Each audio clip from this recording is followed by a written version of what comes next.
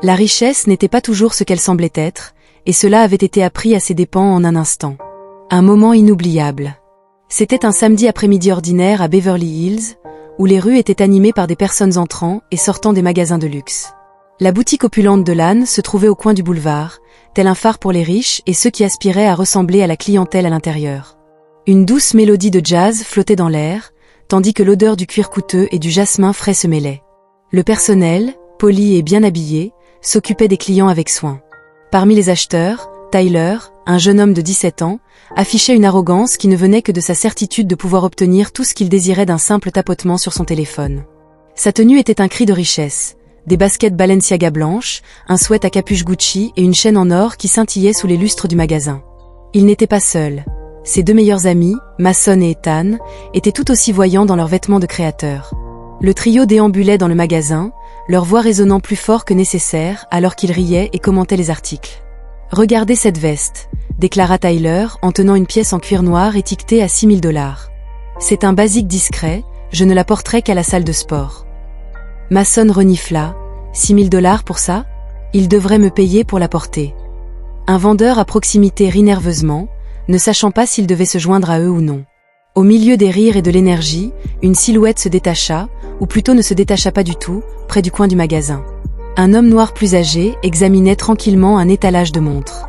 Il portait une chemise bleue simple, un pantalon soigneusement repassé et des mocassins marron usés qui avaient clairement vu de meilleurs jours. Il se déplaçait lentement, passant une main sur sa barbe grisonnante, tout en étudiant les étiquettes. Tyler le remarqua presque immédiatement, son sourire narquois s'élargissant alors qu'il donnait un coup de coude à Mason pour attirer son attention. Il chuchota en désignant discrètement l'homme. « Qu'est-ce qu'il fait ici ? Je crois qu'il est perdu, ou quelque chose comme ça. » Mason éclata de rire. « Mais qu'est-ce qu'il va même acheter, une ceinture ?» Les trois garçons essayèrent de parler à voix basse, mais leur ricanement trahissait leur sujet de moquerie. L'homme, toujours concentré sur les montres, n'avait même pas daigné les regarder, mais la confiance de Tyler était à son comble. Il décida de faire un spectacle pour ses amis et s'approcha un peu plus de l'homme, juste assez pour se faire sentir. « Excusez-moi, » dit Tyler d'une voix forte, sa politesse n'étant qu'une façade. « Avez-vous besoin d'aide pour trouver le rayon des soldes ou quelque chose comme ça ?» Mason et Ethan éclatèrent de rire, attirant même l'attention de quelques autres clients. L'homme resta silencieux, sans même lever les yeux. Le sourire de Tyler s'affaiblit légèrement, mais il n'était pas prêt à reculer. « Je veux dire, c'est cool, mec, tout le monde ne peut pas se permettre ce genre de choses, il faut y travailler, tu sais. » Ses amis rirent à nouveau, leur écho résonnant dans la boutique. Quelques clients échangèrent des regards gênés, tandis qu'une des vendeuses semblait vouloir intervenir, mais personne ne dit un mot. Finalement, l'homme se redressa et se tourna vers Tyler, son expression demeurant calme. « Tu as fini ?» demanda-t-il doucement, sa voix ferme mais non conflictuelle. Pendant un instant, Tyler ne sut quoi répondre, ne s'attendant pas à ce que l'homme prenne la parole. Avant qu'il ne puisse trouver une autre réplique, l'homme se détourna et se dirigea vers l'avant du magasin. Le silence qui suivit était assourdissant, mais l'ego de Tyler ne le lâchait pas, et c'est à ce moment-là que les choses commencèrent à prendre une tournure inattendue. Tyler observa l'homme plus âgé s'éloigner, mêlant confusion et irritation. La réponse calme de l'homme lui avait volé la réaction dramatique qu'il espérait. Il avait espéré, mais Tyler n'allait pas laisser passer le moment sans avoir le dernier mot. « Mec, ce type pense qu'il est trop bon pour nous parler », lança-t-il assez fort pour que tout le magasin l'entende. Mason et Ethan rirent en se poussant du coude, observant Tyler se pavaner comme un paon. L'homme plus âgé, maintenant au comptoir, se tenait tranquillement tandis qu'un vendeur s'approchait de lui. Il se pencha sur la vitrine contenant les montres les plus chères du magasin et fit un geste vers l'une d'elles. Ses mouvements étaient mesurés, comme s'il avait tout le temps du monde. Tyler se moqua, regardez le faire comme s'il était sur le point d'acheter quelque chose. « Mon frère n'a probablement même pas de carte de crédit », marmonna-t-il, provoquant une nouvelle série de rires de ses amis. L'atmosphère de la boutique avait changé. Ce qui était auparavant un environnement luxueux et serein était devenu tendu et gênant. Quelques clients regardaient les garçons avec désapprobation, mais personne n'intervint. Pendant ce temps, les vendeurs faisaient de leur mieux pour ignorer la situation, bien que le malaise sur leur visage fût évident. Une cliente, une femme d'une 50aine d'années avec un sac Hermès à son bras, fronça les sourcils en direction de Tyler. « Tu devrais avoir honte de toi », murmura-t-elle en passant, mais Tyler haussa simplement les épaules, reportant son attention sur l'homme. « Hé, vieil homme !» cria-t-il d'une voix moqueuse. « Vous êtes sûr d'être au bon endroit ?» Il y a un magasin d'occasion en bas de la rue, vous aurez peut-être plus de chance cette fois-ci. L'homme ne l'entendit même pas et continua de parler doucement au vendeur, qui hocha la tête et récupéra une montre dans l'étui. Mason, encouragé par les pitreries de Tyler, intervint. Le vieux noir veut juste le voir pour le plaisir, comme pour faire du lèche-vitrine, mais à l'intérieur, le trio éclata de rire à nouveau, leur voix résonnant dans la boutique. C'était un rire qui n'était pas seulement fort, mais qui visait à humilier, bien que tout le monde ne fût pas diverti. Une associée aux cheveux bouclés et portant une étiquette avec le nom de Rachel s'avança finalement.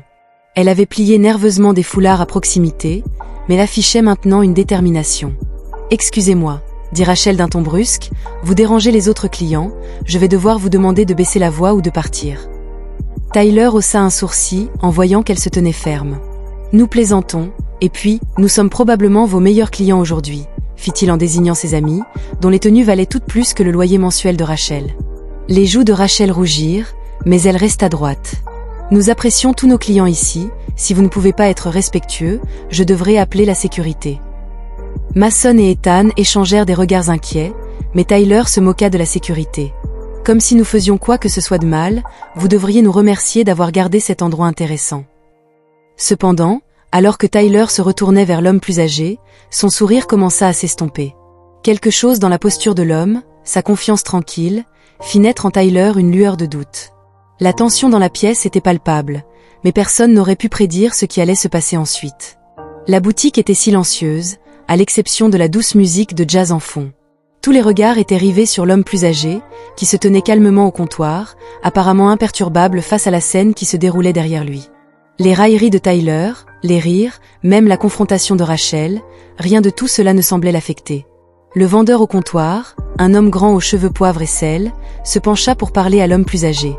Son comportement changea dès qu'il réalisa que l'homme n'était pas là pour flâner. L'associé hocha la tête, disparut dans l'arrière-salle pendant un moment et revint avec une boîte en bois poli. À l'intérieur se trouvait l'un des articles les plus exclusifs. Une montre suisse rare avec un prix affiché de 85 000 $. Tyler, Mason et Ethan observaient toujours de loin, leur amusement se transformant en incrédulité. « Pas question », murmura Mason, son sourire hésitant. « Tu ne regardes pas sérieusement ça, n'est-ce pas ?» Tyler afficha un sourire narquois, tentant de cacher son malaise croissant. « Détendez-vous. Ils perdent juste leur temps. » Ce type n'a probablement jamais vu autant de zéros de sa vie, mais les actions de l'homme racontaient une histoire différente. Il examina soigneusement la montre, l'inclinant à la lumière pour admirer le savoir-faire, puis, sans hésitation, hocha la tête et dit quelque chose au vendeur. Celui-ci sourit et répondit « Excellent choix, monsieur, laissez-moi vous appeler. » Un silence tomba sur les clients de la boutique, qui faisaient semblant de ne pas remarquer l'agitation, et soudainement, toute leur attention se tourna vers le comptoir. Même le personnel qui s'occupait tranquillement des autres clients semblait figé sur place. La confiance de Tyler vacillait.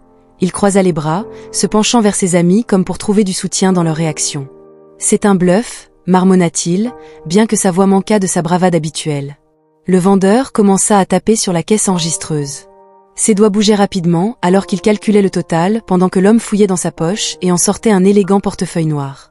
Il en sortit une carte de crédit platine et la tendit au vendeur sans un mot. « Platine » murmura Ethan, les yeux écarquillés. « Tu te moques de moi. » Rachel, toujours près des garçons, leur jeta un regard satisfait.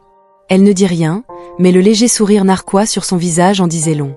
Tyler se sentit mal à l'aise, sa bravade initiale s'évanouissant alors que la réalité de la situation s'installait. L'homme plus âgé ne bluffait pas. Il était sur le point d'acheter quelque chose qui coûtait plus cher que toute la garde-robe de Tyler, probablement plus que la voiture de ses parents. La transaction fut rapide.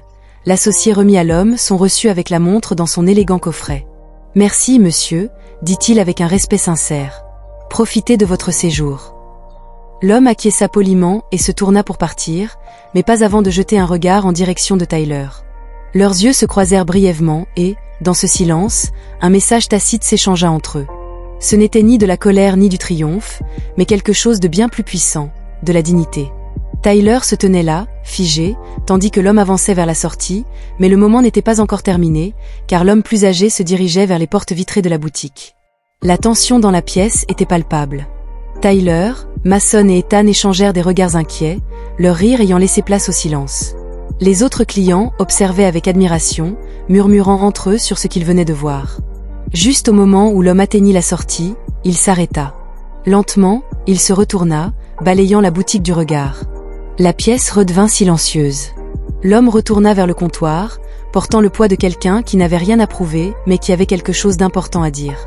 Il déposa l'élégante boîte en bois sur le comptoir et fit signe au vendeur, qui, bien que confus, revint rapidement à ses côtés. « J'en prendrai plus », déclara l'homme d'une voix calme mais autoritaire. Le vendeur cligna des yeux, surpris. « Monsieur, oui, montrez-moi votre inventaire haut de gamme. Les montres, les costumes, les sacs, tout ce que vous avez de meilleur. » Des murmures d'étonnement parcoururent la pièce. Même les clients les plus habitués à la richesse et au luxe ne pouvaient cacher leur surprise. Ce n'était pas simplement un achat de plus, c'était une déclaration. L'associé s'empressa de répondre à la demande de l'homme en appelant 2 autres employés pour l'assister. Ils commencèrent à présenter des articles. Des costumes sur mesure fabriqués à partir des meilleurs tissus, des sacs à main en édition limitée, des ensembles de bijoux scintillants comme des étoiles. L'homme examina chaque article avec soin, hochant la tête de temps à autre pour indiquer son approbation. Pendant ce temps, le visage de Tyler devint cramoisi. Ses amis, d'habitude prompts à faire des blagues ou à commenter, étaient étrangement silencieux. Ils observaient la scène se dérouler devant eux, leur arrogance antérieure ayant été remplacée par un mélange indéniable de choc et d'embarras. Tyler tenta de préserver sa fierté. « Il ne fait que se montrer », murmura-t-il dans sa barbe, bien que personne ne semblât l'entendre. Alors que les vendeurs commençaient à enregistrer les achats, le total ne cessait d'augmenter. Lorsque la transaction fut terminée, le montant affiché à la caisse était stupéfiant. « Votre total s'élève à 387 000 $, annonça l'associé, sa voix ferme mais ses mains tremblant légèrement en tenant le reçu. L'homme sortit sa carte platine et la remit sans hésitation.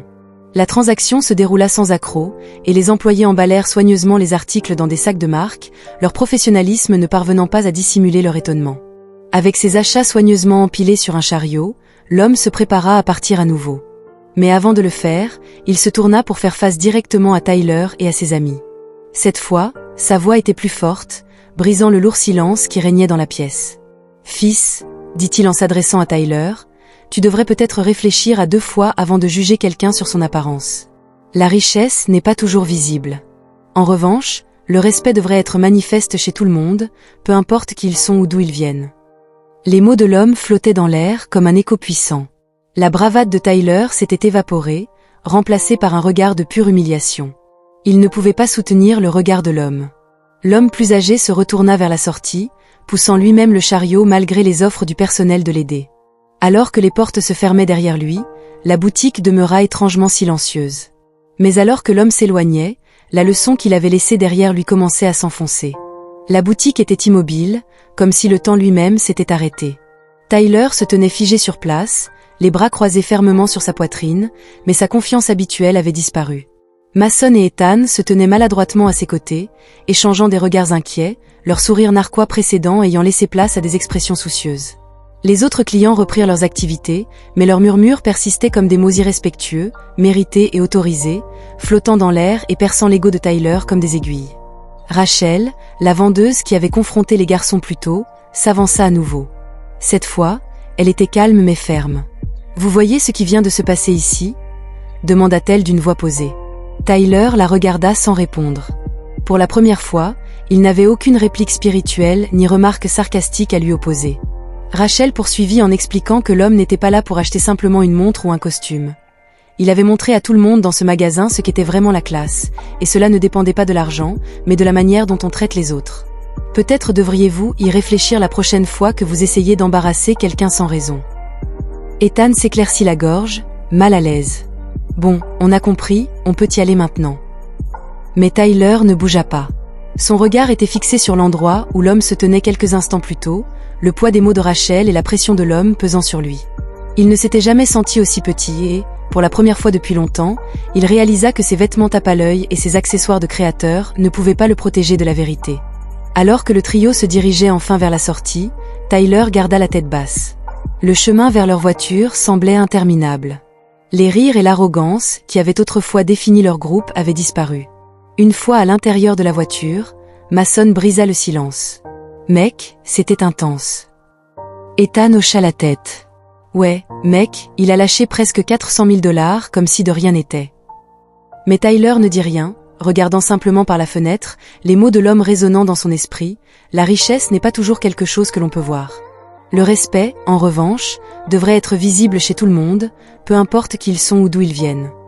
Pour le reste de la journée, Tyler ne pouvait se défaire du sentiment que quelque chose en lui avait changé.